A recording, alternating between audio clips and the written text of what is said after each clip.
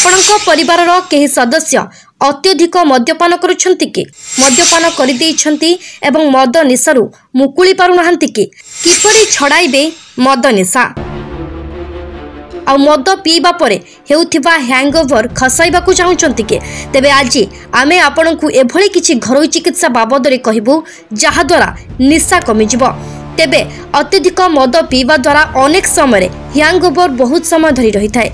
एपरी परिस्थिति रे निज उपरे कोनोसी नियंत्रण रही न थाए एवं बेले बेले एही कारणरू लज्जार सम्मुखीन हेबाकू पड़े। बेले बेले मद निशा छाड़ी जाए सत हेले मुंड बिंधा, आखि लाल देखा जिबा, मांसपेशी जंत्रणा, अत्यधिक शोष लागिबा, रक्तचाप वृद्धि, झाड़ बोहिबा भली समस्या देखा जाय थाए। एपरी परिस्थिति रे जदि आपण निशा छड़ाइबाकू चाहंती तेबे एही सब उपचार विषय जानिबा निहाती दरकार। निशा खसाइबा पाई लेंबू रस बहुत साहाय्य करिथाए। लेंबू चा पीवा द्वारा हैंगओवर कमी जाय थाए। लेंबू रस अल्कोहल को शोषि नहीं थाए एवं तत्क्षणात आराम दिए। एक ग्लास ठंडा पानी रे लेंबू रस मिसाई पीले निशा कमी जाय थाए। निशा खसाइबाकू अदा मध्य बहुत उपयोगी।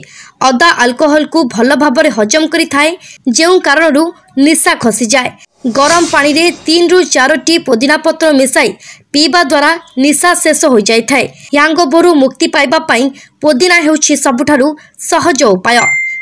मद्यपानर पार्श्व प्रतिक्रिया दूर करिबारे बहु प्रभावशाली। एथिरे मेटाबॉलिज्म त्वरान्वित करिबार क्षमता रहिछि, जेउ कारणरू अल्कोहल सहजरे हजम हुए एवं हैंगओवर बाहरी जाय थाए।